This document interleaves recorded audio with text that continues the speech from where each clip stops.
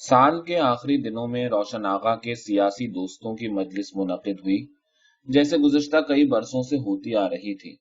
ये लोग मुल्क की मुतवाज़ी सियासी जमातों में एक से ताल्लुक रखते थे और अपने आप को लिबरल कहकर पुकारते थे। ये बारसूख और रोशन ख्याल ताल्लुकादार तबके से ताल्लुक रखने वाले तकरीबन सब के सब आला तालीम याफ्ता, ज़हीन और तन आसान लोग थे, जिनके पीछे शानदार खानदानी रिवायात थीं। ये लोग सियासत में भी दिलचस्पी रखते थे। दिसंबर की वो सर्द सुबह रोशन महल में चहल पहल लेकर आई थी। बड़े गेट पर बहलियां रुकी थीं और अंदर बरामदे के सामने मोटर गाड़ियों की कतार थी। ये दिल्ली के जाड़ों का खूबसूरत तरीन दिन था, जबकि रात भर की पड़ी हुई शबनम खुश्क हो चुकी थी और मेहमान, जो ज्यादातर सुबह के अंग्रेजी लिबास में थे, हल्के रंग की टाइयां और शोख रंग स्कार्फ लगाए, हाथों में सिगरेट, सिगार और संतरे के रस के गिलास थामे बाहर सब्जे पर निकल आए थे। कई एक सब्जे पर बिछे हुए सफेद बेत के मोंढे पर बैठे सुस्ता रहे थे। एक अंग्रेज खातून जो हिंदुस्तानी लिबास में थी, मोंढे की पुष्ट पर छोटी सी फूलदार छतरी लगाए तीन मर्दों के साथ बैठी फलों का रस पी रही थी।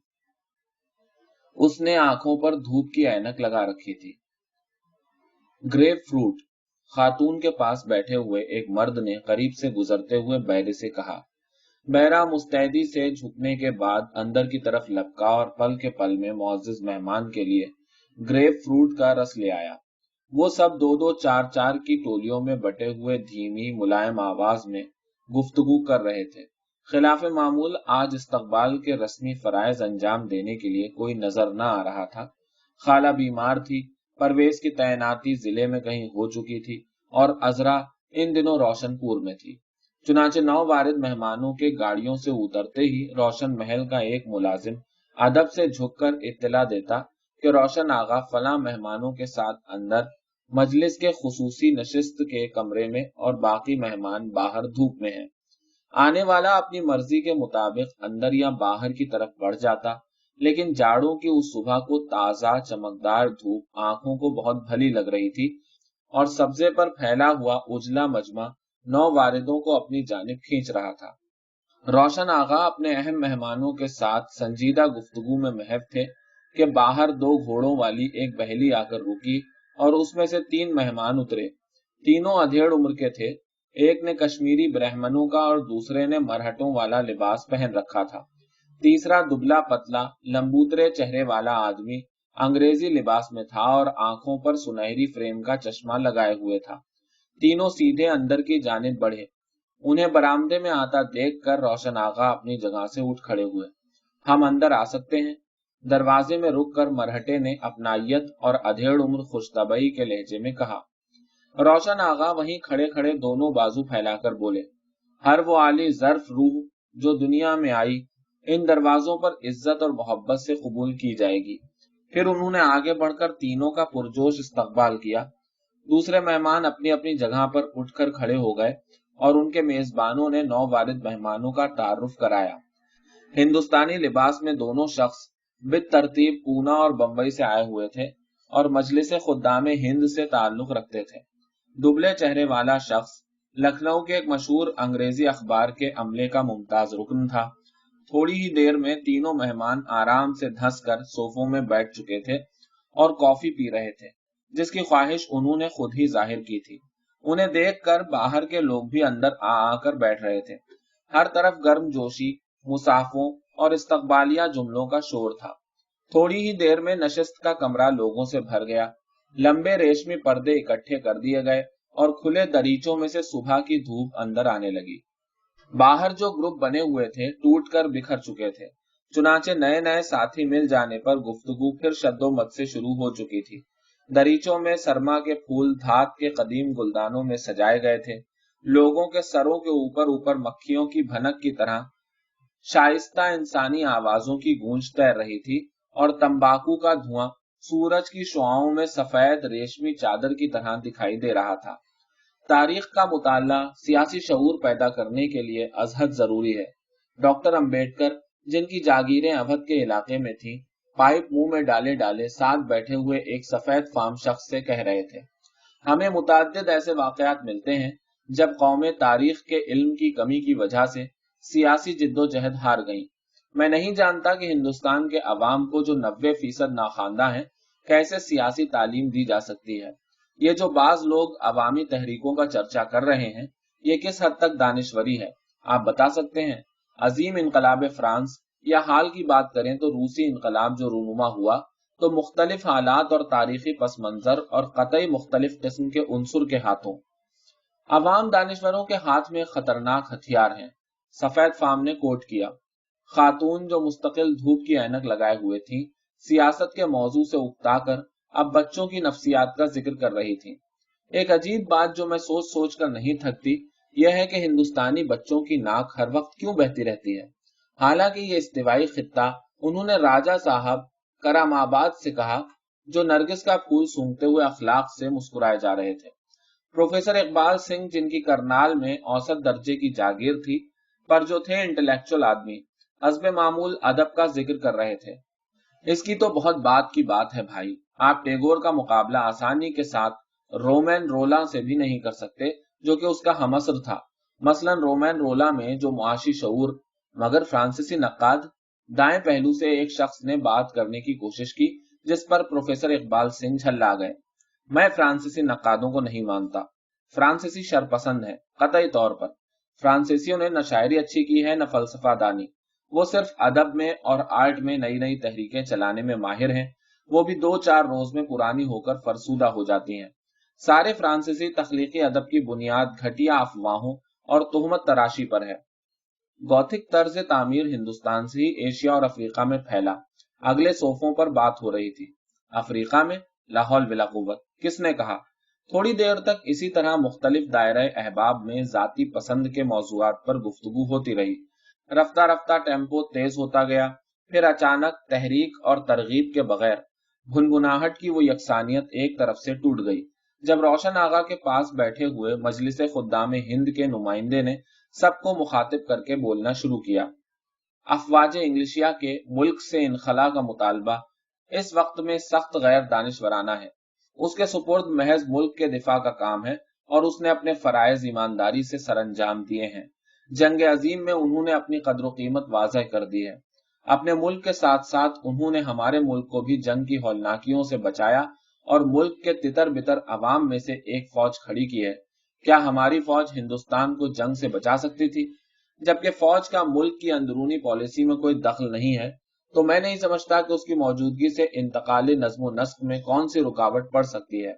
اگر وہ لوگ ہماری فوج کی سربراہی چھوڑ کر چلے گئے تو آپ جانتے ہیں، ایک غیر منظم مسلح فوج، اس نے آنکھیں میچ کر اس خوفناک خیال پر ہلکی سی جھرجھری لی۔ پروفیسر سنگھ نے وہیں سے اس کی بات اٹھائی۔ ہندوستان میں کون سے اسلحہ جات بن رہے ہیں؟ اب ہوائی جنگ کا زمانہ شروع ہو چکا ہے۔ ہم ترقی یافتہ جنگوں کا اور ترقی یافتہ ملکوں کی جنگوں کا اور ان کے حملوں کا مقابلہ کر سکتے ہیں۔ لکھنؤ کے انگریزی اخبار کے نمائندے نے اپنے خاکستری رخساروں پر ہاتھ پھیرا اور چشمہ ناک پر ٹھیک کرتے ہوئے بولا، نازک ترین مسئلہ جو اس وقت درپیش ہے ڈکٹیٹرزم کا ہے، وہ آمرانہ پالیسی جس کی طرف بعض انتہا پسند جماعتیں ملک کو لے جا رہی ہیں۔ یہ الفاظ اس نے نظریں اٹھائے بغیر مفکرانہ لہجے میں کہے اور اسی طرح نیچے دیکھتا ہوا بیٹھا رہا۔ ڈاکٹر امبیڈکر نے پہلی بار پائپ منہ سے نکالا، ابھی پروفیسر سنگھ نے، لیکن ان کی بات ختم ہونے سے پہلے کشمیری برہمن جو سب سے پہلے بولا تھا بے خیالی میں بول اٹھا، سوراج۔ سوراج کیا ہے؟ قومیت۔ قومیت کیا ہے؟ یہ بین الاقوامیت کا دور ہے۔ اشتراکی قومیں اور پوری اقوام اس قومیت کے خبط میں علیحدگی میں جا پڑی ہیں اور اب معاشی تکلیفات میں مبتلا ہیں۔ کوئی قوم آج اکیلی زندہ نہیں رہ سکتی۔ خود مختاری اور نیشنلزم کا نعرہ ایک نہایت تنگ خیال معاشی اور سیاسی نظریے کا حامل ہے۔ کیا ہم ترقی یافتہ ملکوں سے تجارتی تعلقات منقطع کر کے اپنی ساکھ قائم رکھ سکتے ہیں؟ خود مختاری اور اسے حاصل کرنے کا جو طریقہ کار بتلایا جاتا ہے وہ خاموش ہو گیا۔ اخبار کا نمائندہ گالوں پر ہاتھ پھیرتا اور اینک ٹھیک کرتا ہوا سیدھا ہو کر بیٹھ گیا اور انگریزی میں بولنے لگا۔ یہی طریقہ کار جو سراسر غلط ہے۔ ڈائریکٹ ایکشن، جسے بعض انتہا پسند جماعتیں اچھال رہی ہیں، قطعی طور پر دہشت انگیزی ہے۔ تمام مہمان خاموشی سے بیٹھے سگریٹ پیتے رہے۔ خاتون نے سیاہ اینک اتار کر صاف کی اور دوبارہ لگا لی۔ پھر مرہٹوں کے لباس والا شخص جو اس تمام دوران میں خاموش بیٹھا رہا تھا، छड़ी को उंगलियों में घुमाकर पहली दफा बोला, दूसरों पर एतराजात करने से पेशतर बेहतर है कि अपना नुक्ता नजर वाज़ह किया जाए। हर बात वक्त और हालात के मुताबिक वकूअ पजीर होती है। अभी वो वक्त नहीं आया कि हम मरकजी हुकूमत की बागडोर संभाल सकें। हमें दिफा या खारिजा पॉलिसी से ताल्लुक नहीं है, लेकिन वजारत खजाना और मुल्क का आम बंदोबस्त हमारे हाथों में होना चाहिए। इसका मतलब, उसने छड़ी उठाकर एक पल को सवालिया नजरों से चारों तरफ देखा, फिर फैसला कुन अंदाज में छड़ी जमीन पर टेकते हुए बोला, डोमेनियन स्टेटस। इसके बावजूद सुबह का ज्यादातर वक्त दूसरों पर एतराजात करने में सर्फ हुआ। दोपहर के करीब सब मेहमान इस कार्रवाई से उकता गए और खाली खाली नजरों से खिताब करने वालों को देखने लगे। वाज़ह तौर पर दोपहर के खाने का इंतजार हो रहा था। यह दावत उन दावतों में से थी जिनके लिए रोशन महल मशहूर था। खाने के बाद मुअज़्ज़िज़ मेहमानों की गरानिय तबा का ख्याल करते हुए उजलत के साथ एक रेजोल्यूशन पास किया गया, जिसमें मुल्क की इंतहा पसंद जमातों की दहशत अंगेज कार्रवाई की मसम्मत की गई और डोमेनियन स्टेटस का मुतालबा किया गया। ज्यादातर मेहमान गुनूदगी की हालत में थे और बाज सोफों पर दराज बाकायदा कैलूला कर रहे थे। साइमन कमीशन के लखनऊ पहुंचने से 2 रोज पहले अजरा वहां पहुंची। लखनऊ में उसे 2 काम करना थे, एक नईम से मिलना, दूसरे साइमन कमीशन का इस्तकबाल।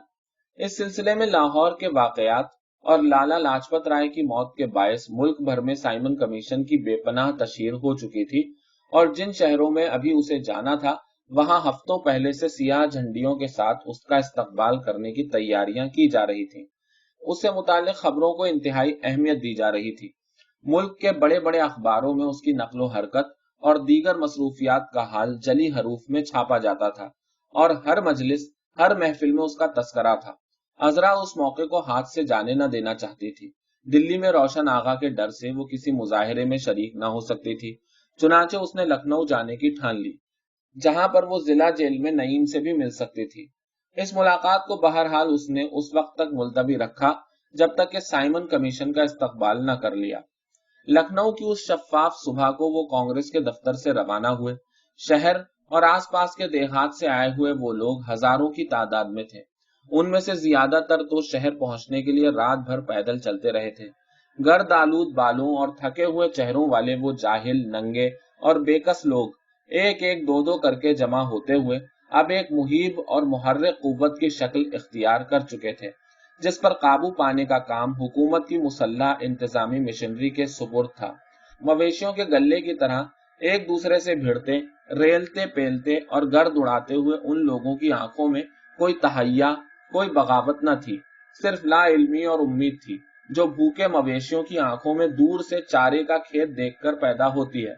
उनका नजारा देखने वाले के दिल में एक मजमूई ताकत के साथ साथ बेअंदाजा रहम के जज्बात पैदा करता था। अजरा ने उन्हें देखा और सोचा, इनको कौन धोखा दे सकता है, इन्हें कौन पीठ दिखा सकता है। हजारों इंसानी सरों के ऊपर जगह जगह छोटे बड़े सियाह झंडे लहरा रहे थे और हुजूम में बार बार 3 अंग्रेजी अल्फाज की पुकार उठ रही थी, साइमन गो बैक। शायद ये अंग्रेजी जबान के सिर्फ 3 अल्फाज थे जो उनमें से बहुत सौ ने उम्र भर में सीखे थे और उनका मतलब उनमें से किसी को भी ना आता था, लेकिन वो उन्हें इस जज्बे से दोहराए जा रहे थे जैसे उनकी सैकड़ों बरस की मशक्कत और गुर्बत का इनाम इन्हीं 3 लफ्जों में पिन्हा था। मुख्तलिफ सड़कों पर से गुजरते हुए उनके साथ मजीद जत्थे आकर मिलते गए और रेलवे स्टेशन तक पहुंचते पहुंचते इस लंबे चौड़े जुलूस में कई हजार का इजाफा हो चुका था। रास्ते में सब सड़कों पर पुलिस और फौज का पहरा था। पिछली शाम इसी तरह के एक जुलूस को लाठी चार्ज के जरिए मुंतशिर किया जा चुका था। रेलवे स्टेशन के सामने एक मैदान में उन्हें रोक दिया गया। घुड़सवार पुलिस के जवान आहनी जंजीर की तरह उनके आगे खड़े हो गए। उनके चेहरों पर कोई जज्बा न था। वो अपने सामने खड़े हुए लोगों की आंखों में देखने से एहतराज कर रहे थे और हुजूम के सरों के ऊपर ऊपर देख रहे थे। पीछे मैदान में फौज और पुलिस की एक भारी तादाद बेतरतीबी से फैली हुई थी और उनसे परे जिले के तमाम हुक्काम, जिनमें ज्यादा तादाद गैर मुल्कियों की थी, फैले हुए थे। उन्होंने अपनी टोपियां आंखों पर नीचे तक खींच रखी थी और धूप में उनके चेहरे जर्द दिखाई दे रहे थे। कई लोग आगे बढ़ने के इम्कान ना पाकर जमीन पर बैठने शुरू हो गए और जब वो सामने खड़े हुए मुसल्ला फौजियों के चूबी चेहरों को देख देख कर उकता गए तो आपस में बातें करने लगे। अजरा ने अपने करीब चंद किसानों को देखा। पहले उन्होंने कतार को तोड़कर छोटा सा दायरा बनाया, फिर एक ने सन का एक टुकड़ा जलाकर आग सुलगाई, दूसरे ने पगड़ी टटोलकर तंबाकू और गुड़ निकाला, तीसरे ने हुक्का तैयार किया। फिर वो बैठकर बारी बारी कश लगाने और दिल जमई से बातें करने लगे।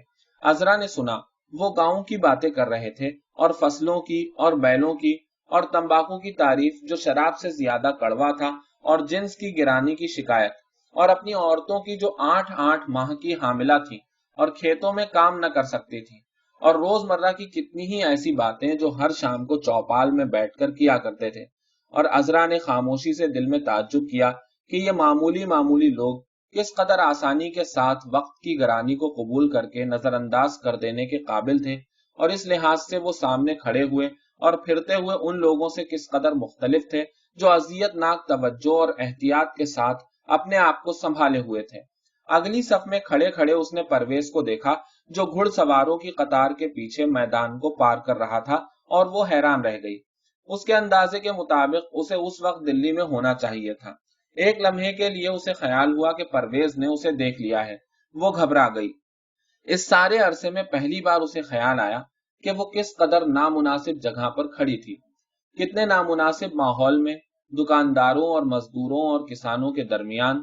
और वो परवेज की बहन थी, खान बहादुर गुलाम मोहिउद्दीन ऑफ रोशनपुर की लड़की थी, और रोशन महल में चीफ कमिश्नर को मदऊ किया जाता था कि वो घुड़सवारों के दूसरी तरफ के गिरोह से ताल्लुक रखती थी और इस तरफ खड़ी थी, तन्हा, गैर महफूज। उसे दिल में शर्म महसूस हुई। उसी वक्त पुलिस के जवानों की कतार बीच में से टूटकर सामने से हट गई और सामने गर्द का तूफान दिखाई देने लगा। देखते ही देखते वो गर्द में से निकल आए। यह घुड़सवार फौजियों की कतार थी जो मैदान के सारे तूल में फैली हुई थी और तेजी से उनकी तरफ बढ़ रही थी।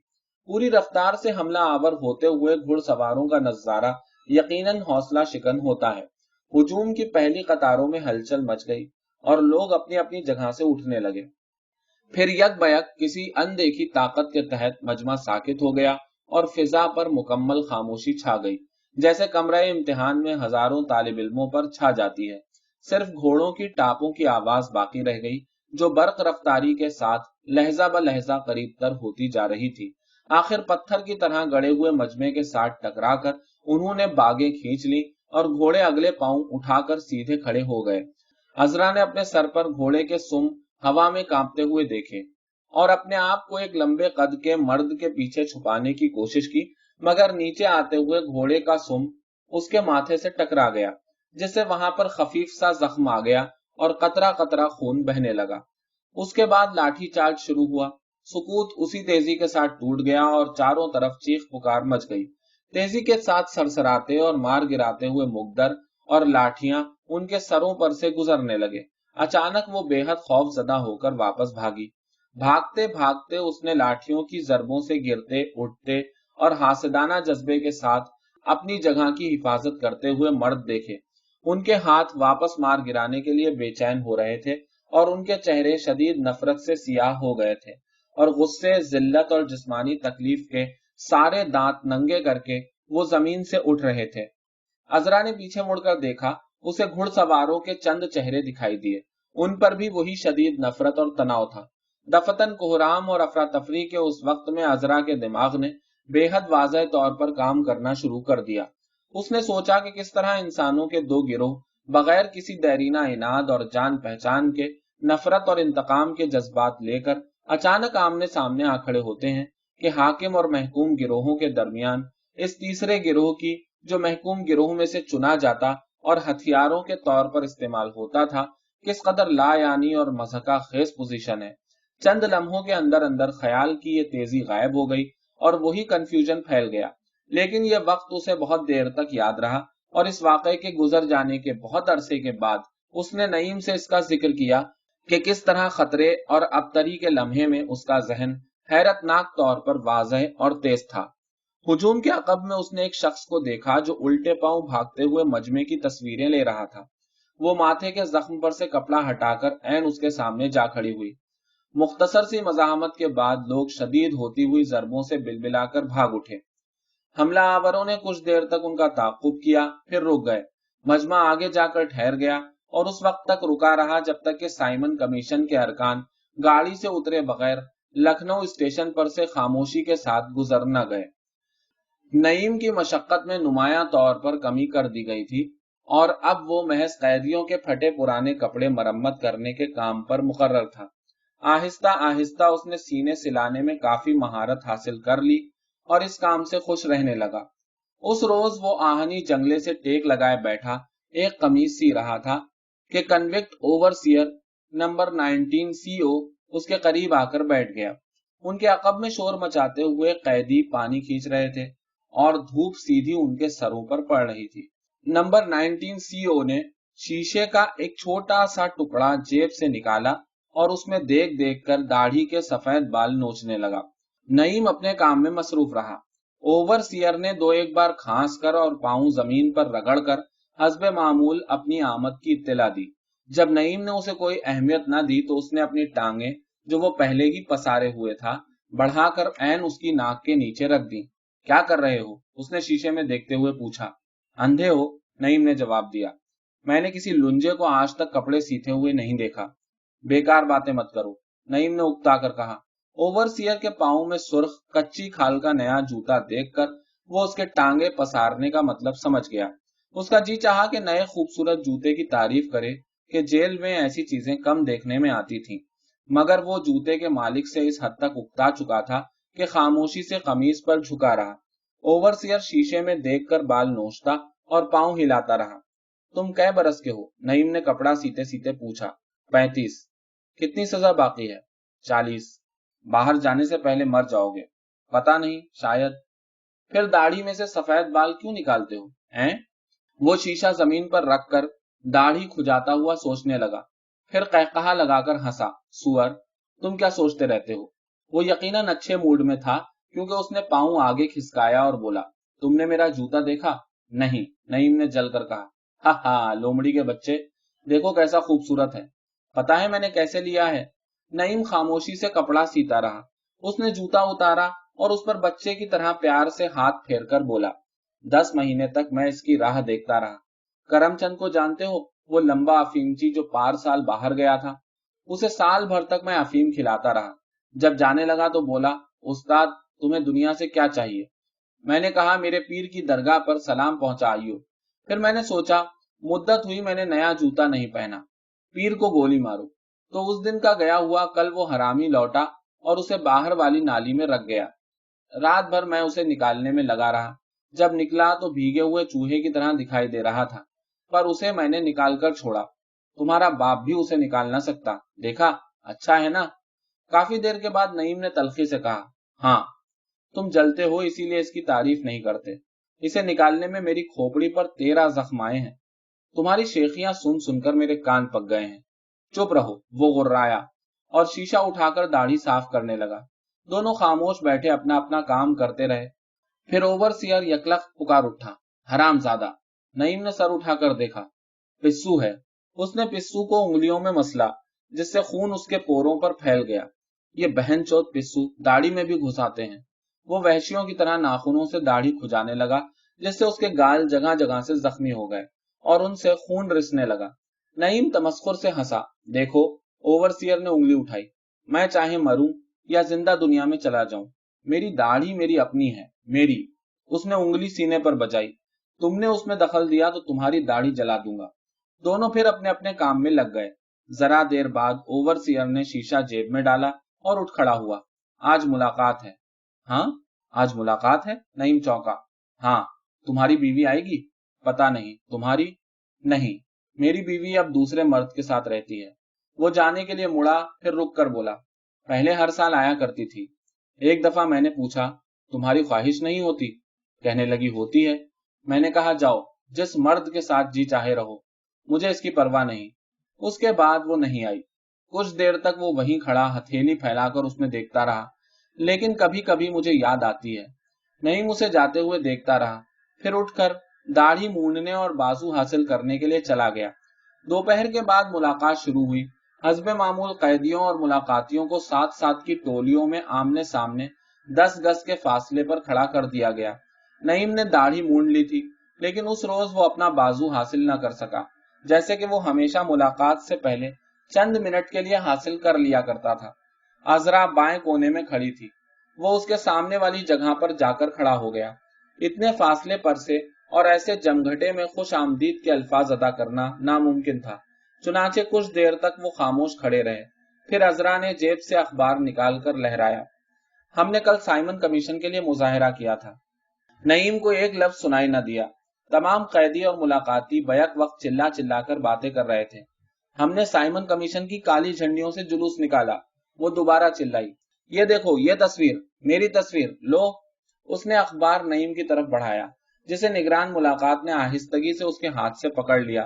وہ چلاتی رہی، ہم نے انہیں یہاں پر اترنے نہیں دیا، وہ چوروں کی طرح اسٹیشن پر سے ہی چلے گئے۔ مجھے زخم آ گیا تھا، یہ اس نے ماتھے پر سے کپڑا اٹھا کر دکھایا۔ نعیم کو یہ سن کر خفت ہوئی۔ وہ غیر شعوری طور پر اپنی بیوی اور اس کے خاندان پر متفخر تھا۔ تمہیں گھر پر رہنا چاہیے، اس نے تلخی سے کہا۔ ہیں؟ تمہیں گھر پہ رہنا چاہیے، اس نے دوبارہ کہا۔ عذرا نے کچھ نہ سنا۔ وہاں پرویز بھی تھا، وہاں پر، وہ بولتی رہی۔ اس وقت نعیم کو کھلے دروازے میں سے باہر کا نظارہ دکھائی دیا۔ ایک عورت ہاتھ میں سبزی کا تھیلا لٹکائے گزر رہی تھی۔ ایک بچہ اس کا دامن تھامے ساتھ ساتھ چل رہا تھا۔ اس نے مسحور ہو کر ایڑیاں اٹھائیں اور عذرا کے کندھے کے اوپر سے باہر دیکھنے لگا۔ ایک خوابناک کیفیت اس کے سارے وجود پر طاری ہو گئی، جس میں اس کے کان کبھی کبھی کام کرنا شروع کر دیتے اور عذرا کی آواز سنائی دیتی۔ اس کی تمام تر قوتیں آنکھوں میں مرکوز ہو چکی تھیں۔ سبزی سے بھرا ہوا ایک ٹرک گزرا، جس میں سے چند شلغم گر کر سڑک پر بکھر گئے۔ پھولدار چھاتے والی ایک عورت ٹانگے، بیل، کتے، ایک خوبصورت کتے کو دیکھتے رہنے کی کوشش میں وہ کھسکتا کھسکتا ساتھ والے قیدی کی بغل میں گھس گیا، جس نے دھکا دے کر اس کا طلسم توڑ دیا۔ وہ خالی خالی نظروں سے ادھر ادھر دیکھنے لگا۔ اس کے ساتھ والے دو قیدی بیک وقت پوری آواز سے چلا رہے تھے۔ لال گائے نے کیا دیا ہے؟ ایک نے پوچھا۔ 2 روپے، اس عورت نے چلا کر دوسرے کی بات کا جواب دیا، جو اپنے ملاقاتی سے جوار کا بھاؤ پوچھ رہا تھا۔ 2 روپے من۔ پہلا قیدی جھنجلا گیا۔ چپ رہو سور، وہ دوسرے کی پسلیوں میں کوہنی مار کر غرایا۔ نعیم کو ہنسی آ گئی۔ عذرا خاموشی سے اس کے بازو کو دیکھ رہی تھی۔ اس نے کئی بار باری باری عذرا کو اور اپنے بازو کو دیکھا۔ ہاں، وہ لے گئے ہیں۔ کیوں؟ عذرا نے پوچھا۔ مل جائے گا، صاف کرنے کو دیا ہے۔ اس نے جھوٹ بولا اور لٹکتی ہوئی آستین کو مروڑنے لگا۔ یہ لو۔ نگران کی آنکھ بچا کر عذرا نے سگریٹوں کا ایک پیکٹ اس کی طرف اچھالا۔ چند منٹ کے بعد ملاقات ختم ہو گئی اور وہ دل میں ایک بھاری لا مقام سی خلش لے کر وہاں سے لوٹ آیا۔ اس نے عذرا کی کمی کو اس وقت محسوس کیا جبکہ وہ جا چکی تھی۔ وہ اپنی کوٹری میں آ کر لیٹ گیا اور خواہش کی شدت میں اس کے حلق سے نیم مردہ جانور کی طرح ایک خشک کرب آلود کراہ نکلی۔ اس کا جی چاہا کہ وہ اس کے قریب بیٹھے، اسے چھوئے، اسے محسوس کرے، اس کی جلد کی ہلکی ہلکی گرمی، ہلکی ہلکی خوشبو کو سونگھے اور جذب کرے، اس کے جسم کی ڈھلانوں پر ہاتھ پھیرے۔ وہ آہستہ آہستہ پتھر کی دیوار پر ہاتھ پھیرنے لگا اور جلتی ہوئی خواہش کا دھیما کچلتا ہوا درد اس کے جسم پر پھیلتا گیا۔ وقفے وقفے پر وہ مرتے ہوئے جانور کسی خشک مختصر آوازوں میں کراہنے لگتا۔ چند گھنٹے کے مدقوق جذبے میں گھلنے کے بعد اس کی آنکھیں نمایاں طور پر اندر دھس گئیں اور رخساروں کی ہڈیاں باہر نکل آئیں۔ اندھیرا ہونے سے پہلے CO نمبر 19 کی کوٹری میں آیا۔ اٹھو، اندھا جیب کترا جا رہا ہے۔ جا رہا ہے؟ نعیم نے اٹھتے ہوئے پوچھا۔ ہاں، دنیا میں۔ پھر وہ چونک پڑا۔ ہیں، تم بیمار ہو؟ نہیں، نعیم نے جھوٹ بولا، میں نے کھانا نہیں کھایا۔ اوور سیئر جیل والوں کو گالیاں دینے لگا جو کھانے میں ریت ملا کر دیتے تھے۔ پھر وہ دونوں اندھے جیب کترے کی طرف چل پڑے جو 6 ماہ گزار کر باہر جا رہا تھا۔ اس کے گرد سب پرانے قیدی جنہیں اس وقت باہر پھرنے کی اجازت تھی جمع تھے اور اس کے ساتھ ٹھٹا کر رہے تھے۔ CO نمبر 19 نے جاتے ہی ایک زوردار دھپ اس کی کمر پر جمایا جس سے اس کا سر زمین سے جا لگا۔ پھر وہ اس کی داڑھی پکڑ کر ہلاتے ہوئے بولا، اندھے سور، بڑے خوش ہو رہے ہو؟ دنیا میں جا رہے ہو اس لیے؟ ابھی کوئی دن میں پھر یہاں آؤ گے۔ اندھے نے دیوانہ وار ہاتھ پاؤں مارتے ہوئے داڑھی کو اس کی گرفت سے چھڑا لیا۔ آپ کے میں ان حرامیوں میں تو نہیں آؤں گا، میری داڑھی کا ستیاناش کر دیا ہے۔ ارد گرد ہنسی کی ایک لہر اٹھی۔ اندھے، تم دنیا میں کس کے پاس جاؤ گے؟ ایک نے پوچھا۔ باپ کی قبر پر۔ کیوں؟ وہاں میں نے کچھ نقدی دبا رکھی ہے، ابھی کچھ روز اس پر گزران کروں گا۔ जब तक उनका आदमी मेरे पीछे लगा रहेगा, फिर अपना धंधा शुरू करूंगा। फिर तुम घर जाओगे? मेरा घर कोई नहीं। बीवी? ओहो, उसने गूंगों की तरह सर हिलाया। माँ? बाप? अंधे ने बड़ी सी गाली दी। गधे के बच्चे, उसी की कब्र पर तो जाऊंगा। अंधे, अब तुम पहली जेब कब काटोगे? उसे तंग करने के लिए एक कैदी ने पूछा। हट जाओ, हट जाओ, अचानक अंधे ने चीख कर कहा, और धक्के मार मार कर सबको पीछे हटा दिया। खुजली शुरू हो गई। फिर वो वहशियों की तरह नाखूनों से पांव को खुरचने लगा। उसके पांव गलीज थे और उन पर जगह जगह फटे हुए जख्म थे। खुरचने से जख्म छिल गए और उनसे खून रिसने लगा। अंधा बेदर्दी से खुरच रहा था और दर्द के मारे सीसी करता जा रहा था। दूसरे कैदी इर्द गिर्द खड़े कह लगाते रहे। आखिर ओवरसियर ने गालियां देकर सबको चुप कराया और वो उसे बड़े दरवाजे तक छोड़ने के लिए गए। बहुत सी अबाबीलें दूसरे आसमानों पर से उड़कर जेल के आसमान पर आ गई थी। अंधे के जाने का वक्त हो चुका था। वो सब फितरी तौर पर खामोश और उदास हो गए। वो कांपती हुई टांगों से बड़े आहनी गेट की तरफ जा रहा था। शाम के धुंधलके में वो सब गौले बयाबानी की तरह बेजान बाजू लटकाए हरीस बेनूर निगाहों से उसे जाते हुए देख रहे थे। दफतन सीओ नंबर 19 उनमें से निकलकर भाग पड़ा। अंधे जेब कतरे के पास जाकर वो रुका और पांव से जूता उतारने लगा। सीओ नंबर 19 हंसता हुआ नईम की तरफ आया। मेरी खोपड़ी अभी तक जख्मी चूहे की तरह दुख रही है, उसने सर पर हाथ फेरते हुए कहा। लेकिन मैंने सोचा वो दुनिया में जा रहा है और उसके पांव में खुजली है। तारीकी तेजी से चारों तरफ फैलती जा रही थी। वो खामोशी से अपनी अपनी कोठरियों की तरफ लौट आए। जब अजरा रोशन महल पहुंची तो वहां की फिजा कशीदा थी। उसका इस्तकबाल पुराने पुरमोहब्बत तरीके पर न किया गया। उसकी माँ, जो पहले ही उससे लाताल्लुक रहती थी, कुछ न बोली। खाला ने उसे बताया कि परवेज उससे पहले पहुंच चुका था और वो और रोशन आगा उससे सख्त खफा थे। परवेज की बीवी बजाहिर इस वाकये से बेखबर अपनी उसी सरपरस्ती और बरतरी के रवैये को बरकरार रखते हुए उससे मिली। अजरा ने छोटी बहन नजमी को उठाकर प्यार किया और उससे बातें करती रही। सिर्फ रोशन महल के तमाम मुलाजिम और उनकी औरतें बारी बारी सलाम के लिए हाजिर हुईं। फिर उसने मजबूती से माथे पर कपड़ा जमाया और नाश्ता किए बगैर भारी दिल के साथ रोशन आगा को सलाम करने गई। वो अपनी स्टडी में चमड़े की लंबी कुर्सी पर बैठे मुताला कर रहे थे। उनके सर पर सब्ज रंग का फर्शी लैंप जल रहा था। परवेज स्टूल पर चढ़कर बैठा हुआ धात की राखदानी को दरीचे के फर्श पर चला रहा था। रोशन आगा ने संजीदगी से उसके सलाम का जवाब देकर बैठने का इशारा किया। उन्होंने उठकर उसका माथा न चूमा, सर पर हाथ न रखा, कोई ऐसा इशारा न किया जिससे उन्होंने कई बार परेशान हाल मौकों पर अजरा के दिल में कोई सुकून और सलामती का एहसास पैदा किया था। वो दूसरे कोने में जाकर कुर्सी पर बैठ गई। परवेज अमदन उसकी मौजूदगी को नजरअंदाज करते हुए राखदानी के साथ मसरूफ रहा। दफतन अजरा ने पहली दफा रोशन आगा के कमरे में अपने आप को गैर महफूज और कमजोर महसूस किया। वो जगह जहां पर वो हमेशा मोहब्बत और सलामती की तलाश में आया करती थी। कमरे पर कड़ी खामोशी तारी थी। वो सहमी हुई नजरों से इधर उधर देखती रही। वही पुरानी कुर्सियां और सोफे और पर्दे और किताबें। कैसी अजीब बात थी, अलमारियों में जाने कौन कौन सी किताबें भरी पड़ी थी। उसने कभी उन्हें उठाकर न देखा था। इन अलमारियों में कौन कौन से कपड़े टंगे थे, किसके, उसने कभी उन पर बुरश न किया था। सामने सब्ज लैंप के नीचे उसका बाप बैठा था, तेजी से बूढ़ा होता हुआ, जर्द, रंजीदा और पुरवकार, जैसे एक शरीफुन नसब इंसान को होना चाहिए। वो उसे न जानती थी।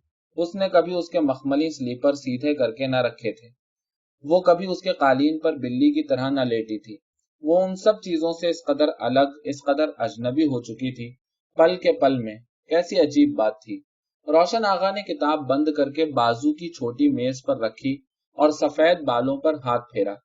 फिर सीधा उसकी तरफ देखकर आजुर्दा लेकिन मजबूत लहजे में बोले, आप लखनऊ में थी बीबी? अजरा ने गूंगों की तरह इस बात में सर हिला दिया।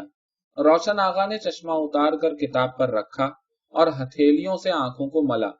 हमने सुना आपने वहां किसी हंगामे में शिरकत की। मैं नईम से मिलने गई थी, अजरा ने यकसा आवाज में कहा। तो आपका ख्याल है हमने गलत सुना? उन्होंने गुस्से को दबाकर कहा और अपने बेटे की तरफ देखने लगे। मुझे तुम्हारे कारनामे देखने के लिए चश्मे की जरूरत नहीं है, परवेज ने तेजी से कहा।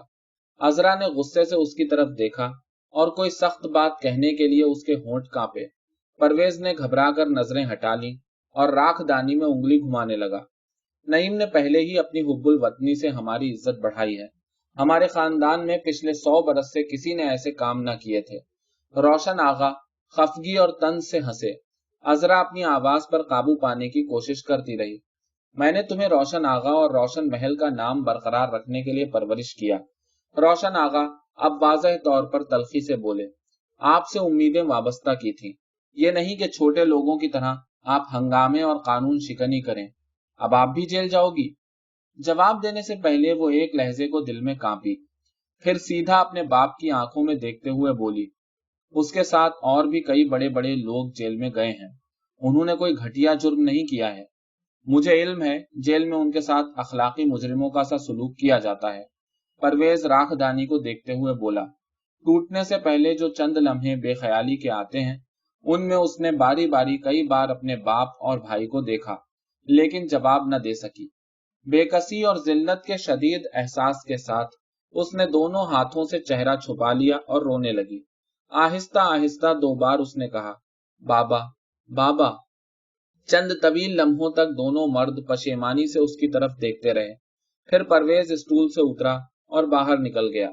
रोशन आगा ने चश्मा आंखों पर लगाया और दोनों हाथ कुर्सी के बाजुओं पर फिराने लगे। फिर चश्मा उतार कर वापस किताब पर रखा और बार बार उंगलियों को खोलने और बंद करने लगे। लैंप की रोशनी में वो बेहद जर्द नजर आ रहे थे और उनकी उंगलियों की पोरें कपकपा रही थीं। फिर वो उठे और आहिस्ता आहिस्ता चलते अजरा के सर पर जा खड़े हुए। अजरा ने रुक रुक कर रोते हुए कहा, बाबा, मेरा शौहर जेल में है और आप जेब से हाथ निकालकर उन्होंने आहिस्ता से अजरा के सर पर रखा और तेजी से बाहर निकल गए। नाश्ता किए और किसी से मिले जुले बगैर अजरा ने जाकर अपने कमरे खुलवाए और सफाई करवाई। फिर वो देर तक दरीचे में खड़ी हाथ बढ़ाकर यूकेलिप्टस के पत्तों को तोड़ती रही। दोपहर के करीब उसे भूख महसूस होने लगी। खाना उसने वहीं पर मंगवाया और खाला से, जो उसे देखने आई थी, नरमी से कहा, मैं आराम करना चाहती हूँ। खाना खाकर वो फिर दरीचे में जा खड़ी हुई।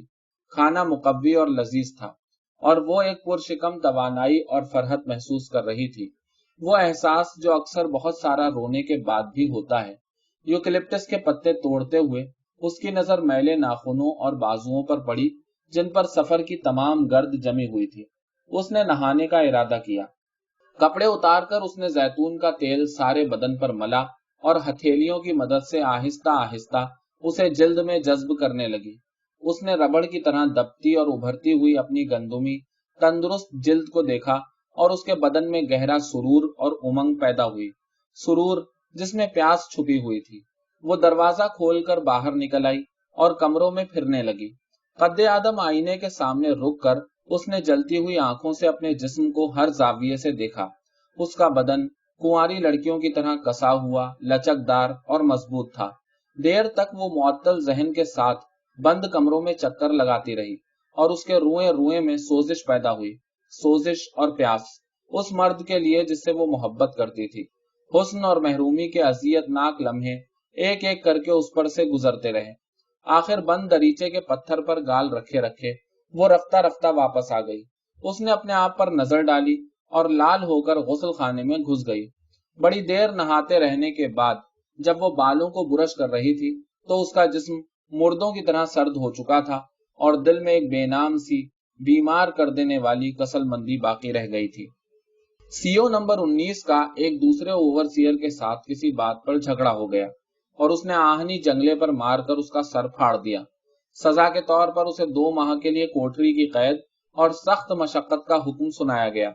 सजा के दौरान वो बंद दरवाजे से टेक लगाकर बैठा रहता और हर आने जाने वाले को गालियां दिया करता।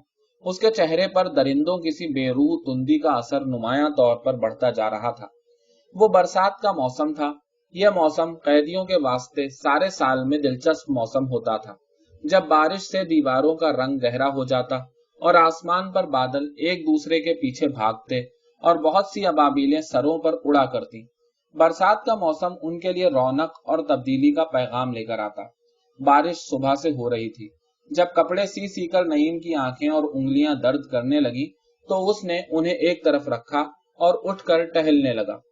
تھوڑی تھوڑی دیر کے بعد وہ رک کر خوشی سے آسمان کی طرف دیکھتا اور پھر چلنے لگتا۔ چلتا چلتا وہ CO نمبر 19 کی کوٹری کے آگے سے گزرا۔ اس کے دروازے پر تالا لگا تھا اور وہ سلاخوں کے ساتھ ٹیک لگائے خاموش بیٹھا تھا۔ نعیم وہاں سے گزر گیا۔ موسم کی وجہ سے وہ دل میں اپنے آپ کو اس قدر مسرور اور ہلکا پھلکا محسوس کر رہا تھا کہ اوور سیئر کا خاموش پتھریلا چہرہ دیکھ کر اسے کوفت ہوئی اور واپسی پر اس نے جیب سے سگریٹ نکال کر اس کی طرف بڑھایا۔ قیدی نے لہجہ بھر کو سنگین نظروں سے سگریٹ کی طرف دیکھا، پھر ہاتھ بڑھا کر پکڑ لیا۔ جب تم نئے نئے آئے تھے تو میں نے بھی تمہیں سگریٹ دیے تھے، اس کا بدلہ اتارتے ہو، اس نے کہا۔ نعیم نے سنی انسنی کر کے دونوں سگریٹ جلائے اور دیوار سے ٹیک لگا کر بیٹھ گیا۔ تمہیں بہترین موسم میں قید کیا گیا ہے، اس نے سگریٹ کا کش لے کر کہا۔ موسم؟ اوور سیئر نے بے خیالی سے دہرایا۔ اچھا ہے، دیکھ نہیں رہے ہو؟ اس نے باہر دیکھا۔ ہاں اچھا ہے، ابابیلیں ہیں؟ ہاں، نعیم نے کہا، بہت سی ہیں۔ اوور سیئر سگریٹ کے لمبے لمبے کش لینے لگا۔ نعیم کو اس کے استفسار پر دل میں خوشی ہوئی، کیونکہ اس نے کبھی ان چیزوں، بادلوں، موسموں، پرندوں وغیرہ کے متعلق دلچسپی ظاہر نہ کی تھی۔ دونوں خاموش بیٹھے برآمدے کی چھت سے ٹپ ٹپ گرتی بوندوں کو دیکھتے رہے۔ سگریٹ ختم کر کے نعیم نے اس کی طرف دیکھا۔ تمہاری داڑھی میں پھر سفید بال آ گئے ہیں؟ داڑھی میں؟ وہ کچھ دیر تک متفکرانہ طور پر داڑھی کو کھینچ کھینچ کر دیکھنے کی کوشش کرتا رہا، پھر یکایک آنکھیں نکال کر چیخا، میری داڑھی میری اپنی ہے، تم اس میں کیوں دخل دیتے ہو؟ تم میری عورت ہو؟ نعیم چالاکی سے ہونٹوں میں ہنسا۔ ایک لہجے کے لیے اس کے دل میں عجیب سا سرور پیدا ہوا، اپنی آزادی اور دوسرے کی قید کا سرور۔ اس کا جی چاہا کہ اوور سیئر کو، اس پتھر کے سے سخت اور بے حس شخص کو، جس نے آج تک کبھی کوئی خواہش، کوئی احساس یا کوئی دلچسپی ظاہر نہ کی تھی، اذیت دے۔ برسوں کا بغض تھوڑی دیر کے لیے اوپر آ گیا۔ یہ بغض بے وجہ تھا، لیکن ایک لمبے عرصے تک جیل کے غیر معمولی ماحول میں رہنے کے بعد ایسے جذبات عام لوگوں کے دلوں میں پیدا ہو جاتے ہیں۔ اس نے جیب سے دوسرا سگریٹ نکالا اور جب اوور سیئر نے لینے کے لیے ہاتھ بڑھایا تو واپس کھینچ لیا۔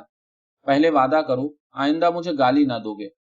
اوور سیئر وحشیوں کی طرح ہونٹ چبانے لگا۔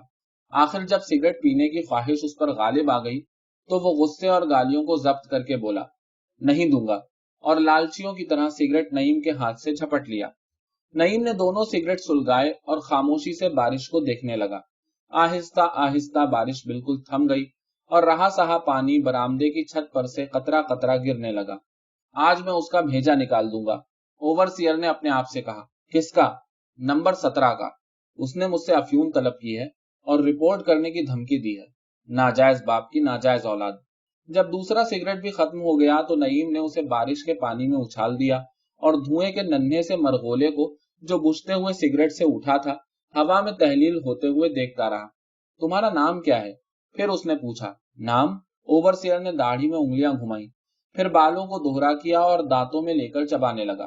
پھر یکایک غور و فکر کو چھوڑ کر اس نے قہقہا لگایا، مہندر۔ کیوں ہنستے ہو؟ مادر چوت نام بھول گیا تھا، اس نے ہنستے ہوئے کہا۔ مہندر سنگھ؟ نعیم نے کچھ اپنے آپ سے کچھ اس سے پوچھا۔ سنگھ کی ماں کی، وہ بولا، خالی مہندر۔ کچھ دیر کے لیے نعیم کو ایک پرانے گمشدہ دوست کی تکلیف دہ یاد آئی، لیکن جیل کی لمبی زندگی جس نے اس کے جذبات کو کند کر دیا تھا آڑے آ گئی۔ ہاں تو مہندر، اس نے کہا، تم نے قتل کیا تھا؟ 7۔ 7؟ نعیم چونک اٹھا۔ جواب میں اوور سیئر تلخی سے ہنسا۔ کیسے؟ نعیم نے پوچھا۔ وہ نظر جما کر نعیم کو دیکھنے لگا۔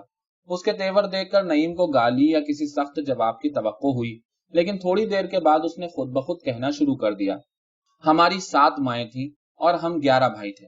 بہت سی زمین تھی جس میں ہم سبزیاں اور ہر قسم کے اناج بویا کرتے تھے۔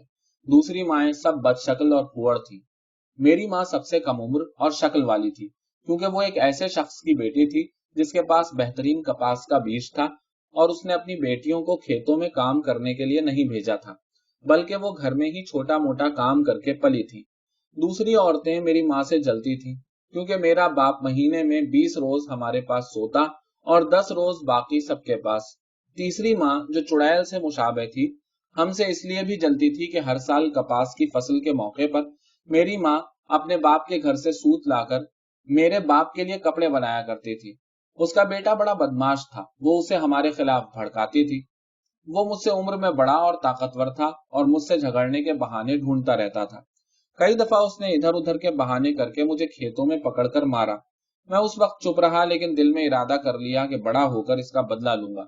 जब मेरा बाप मर गया तो मेरी माँ ने दूसरी औरतों से कहा कि अब हमारा मर्द मर गया है और फसाद की जड़ ही नहीं रही, इसलिए अब हमें सुलह से रहना चाहिए। चुनाचे वो मिलजुल कर रहने लगी, लेकिन मेरे दिल में कीना बैठ चुका था। जूं जूं बड़ा होता गया उसे पालता रहा। मेरा भाई भी साथ साथ बड़ा हो गया और वो बड़ा बदमाश निकला। उसने गांव में बदमाशों का गिरोह बना लिया जो हर वक्त उसके साथ रहते। वो लोगों के बैल चुरा कर बेच देते और किसानों की औरतें उठाकर ले जाते और खड़ी फसलें काट लेते। गांव वाले उनसे खौफ खाते थे।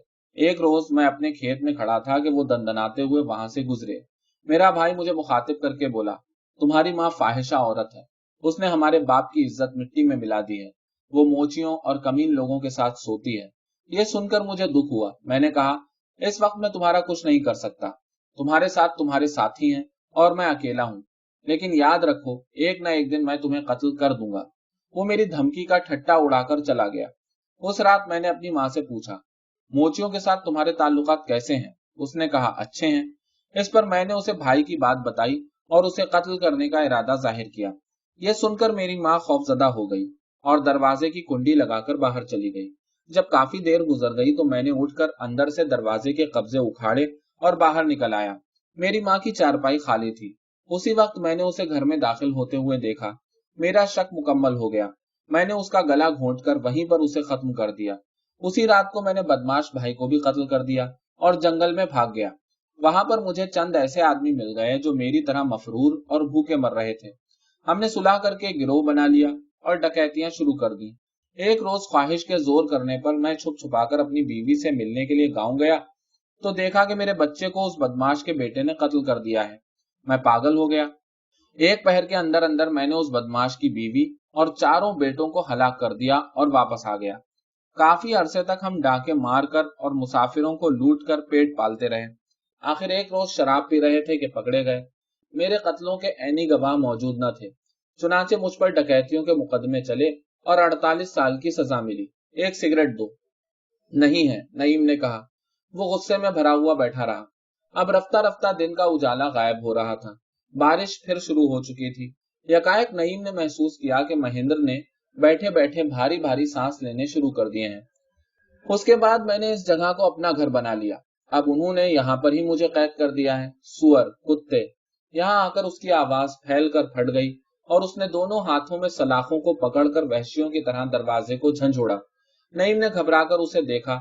उसे अपनी तरफ देखते हुए पाकर दफतन वो रोने लगा। अजाब की शिद्दत से उसका चेहरा बदनुमा हो गया था और वो एक ऐसे आदमी की तरह रो रहा था जो रोने से कतई ना आशना होता है, जैसे कुत्ता खांसता हो। मेरी बीवी दूसरे मर्द के साथ सोती है। मैंने बरसों से, उसने फटी हुई आवाज में कहा। उस अधेड़ उम्र के सख्तगीर इंसान को जेल की तमाम तर नादारी, अजियत और कोफ्त के बोझ से टूटकर बच्चे की तरह रोते हुए देखकर नईम के दिल में एक खौफनाक एहसास पैदा हुआ। जिस तरह एकाएकी वो रोया था उसी तरह चुप हो गया। खामोश, भारी भारी सांस लेते हुए, एक दूसरे से नजरें बचाते हुए वो दोनों बैठे रहे। फिर ओवरसियर अपनी करख्त आवाज में बोला, तुम भेड़िए की तरह सख्त दिल हो। उस दूसरे शख्स के दुख और अपनी रुखाई पर नईम को अपने कमीनेपन का एहसास हुआ। वो निदामत से हंसा और उठ खड़ा हुआ। मैं मानता हूं कि जेल रहने के लिए अच्छी जगह नहीं है। उसने सलाखों पर हाथ रखकर नरमी से कहा, फिक्र न करो, मैंने भी कई बरस से कुछ नहीं देखा, मसलन बाग और बच्चे और अंगूर। वो कोशिश करके दोबारा हंसा और अतसीय कपड़ों का गट्ठा उठाकर अपनी कोठरी की तरफ चला गया। जिस रोज नईम रिहा हुआ, उसके साथियों ने जेल के दरवाजे पर उसका इस्तकबाल किया और उसे फूलों से लाद दिया। जेल की बेआबो गियाह दुनिया से निकलकर दफतन इतने बहुत सारे खुशबूदार रंग रंग के फूल और पुराने साथी पाकर, वो लोग जिनके चेहरों पर मोहब्बत और एहसान मंदी के कसीर जज्बात थे, नईम के सीने का खला पुर हो गया और उसकी आंखों में जिंदगी की नरमी और मोहब्बत उतर आई। उस थोड़े से वक्त में ही उसने अपने आप को फिर उसी पुरानी दुनिया का मसरूर और तवाना इंसान महसूस किया। एक मकसद के लिए काम करने वाले लोगों में जिंदगी और रफाकत की ऐसी ही बेपनाह कुव्वतें होती हैं। अजरा को इत्तला मिलने में ताखिर हो गई थी। वो उसे दिल्ली के स्टेशन पर मिली। रोशन महल चलेंगे? नईम ने पूछा। نہیں، روشن پور جائیں گے، میں نے ٹکٹ لے لیے ہیں، عذرا نے کہا۔ سفر کے دوران نعیم لوگوں کی نگاہوں سے بے خبر اس کے دونوں کندھوں پر بازو رکھے محویت سے اسے دیکھتا رہا۔ ان سارے سالوں نے عذرا میں کوئی تبدیلی پیدا نہ کی تھی، وہ اسی طرح حسین اور شاندار تھی۔ اس کا بدن زندہ مچھلی کی طرح سخت اور چکنا تھا، صرف اس کے چہرے پر زردی تھی اور آنکھوں کے گرد کی جلد سنبھلا گئی تھی، جس سے ایک طویل خاموش اذیت کا پتہ چلتا تھا، لیکن اس کے ہونٹ اسی طرح بھرے ہوئے اور نم تھے۔ نعیم کے ذہن میں ایک پرانا مذہق خیال ابھرا کہ اگر ان ہونٹوں کو انگلیوں میں پکڑ کر آہستہ سے دبایا جائے تو یہ پھٹ جائیں گے اور ان میں سے رس بہنے لگے گا۔ اس نے چپکے سے مسکرا کر عذرا کو اپنے ساتھ لگا لیا اور اس کا دل ایک طاقتور احساس سے بھر گیا، قوی انسانی رشتوں کا احساس جس سے وہ ایک لمبی مدت تک نہ آشنا رہا تھا۔ شام گہری ہو چلی تھی جب وہ روشن پور پہنچے۔ لکڑی کے پھاٹک پر لٹکتی ہوئی تختی کو نعیم نے آہستہ سے چھوا، پھر وہ دروازہ کھول کر اندر داخل ہوا۔ اندھیرے میں اس نے بہتے ہوئے پانی کے ہلکے شور کو سنا اور رات کے پھولوں کی خوشبو کو چاروں طرف پھیلتے ہوئے محسوس کیا۔ دونوں رکھوالے کتے عذرا کے ساتھ ایک اجنبی کو دیکھ کر چونکے اور کان کھڑے کر کے ہوشیاری سے دم ہلانے لگے۔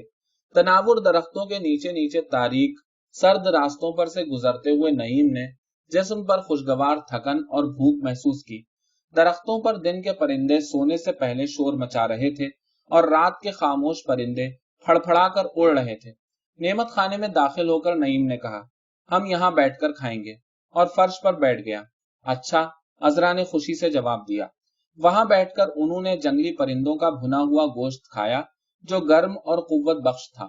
اس کے بعد انہوں نے قہوہ پیا جو روشن محل کی خوشبودار چائے کی پتیوں کا تھا۔ قہوے کے دوران عذرا کی نظر نعیم کے بازو پر پڑی اور وہ چونک اٹھی، پھر بغیر کچھ کہے اس نے رنجیدگی سے لکڑی کی ٹوٹی ہوئی انگلی کو چھوا۔ نعیم کی زبان پر غلیظ سی گالی آئی جسے وہ بمشکل روک سکا۔ انہوں نے توڑ دی ہے، اس نے جلدی سے بات ختم کر دی۔ مسرت کے اس وقت میں جبکہ خوش ذائقہ کھانے سے اس کا پیٹ بھرا ہوا تھا اور جسم میں خوشگوار تھکن گدگدا رہی تھی، وہ کوئی ایسی بات نہیں کرنا چاہتا تھا جو اسے ناخوش کر دے۔ کھانے سے فارغ ہو کر اس نے دودھ مانگا۔ پرندوں کے گوشت کے ساتھ دودھ نہیں پیا کرتے، بھول گئے ہو؟ عذرا نے کہا۔ نعیم کو یاد آیا کہ اس کے باپ کی نصیحتوں میں سے ایک تھی، چنانچہ وہ کندھے اچکا کر اٹھ کھڑا ہوا۔ تاریک کمرے میں لیٹ کر اس نے اپنی بیوی کے بھرے ہوئے ہونٹوں کو شوق اور جذبے سے چوما، اس کے جسم پر ہاتھ پھیرا، اپنے باسی اور ضائع ہوتے ہوئے جسم کو اس کے صحت مند اور گدرائے ہوئے بدن کے ساتھ رگڑا اور دیر تک اس کی ہلکی ہلکی خوشبو اور حرارت کو جذب کرتا رہا، پھر بازو اس کے گرد لپیٹ کر کس کے اپنے ساتھ چمٹا لیا، یہاں تک کہ اسے خدشہ ہونے لگا کہیں عذرا کا سانس نہ رک جائے، مگر عذرا بھی اسے بھینچے ہوئے تھی۔ اسے اپنی بیوی کی زندگی اور خواہش کا احساس ہوا۔ اس نے اس کی گردن میں نرمی سے دانت گاڑ دیے اور ایک مختصر سے لمحے کے لیے خود کو اس کے وجود کا ایک حصہ تصور کیا۔ اگلے لمحے دفتن اس کے دل میں دہشت پیدا ہوئی اور اس کی گرفت ڈھیلی پڑنے لگی۔ آہستہ آہستہ وہ اس سے الگ ہو گیا۔ کچھ دیر تک دونوں مردوں کی طرح بے حس و حرکت پڑے رہے، پھر عذرا نے آہستہ آہستہ اس کے بالوں پر ہاتھ پھیرنا شروع کیا۔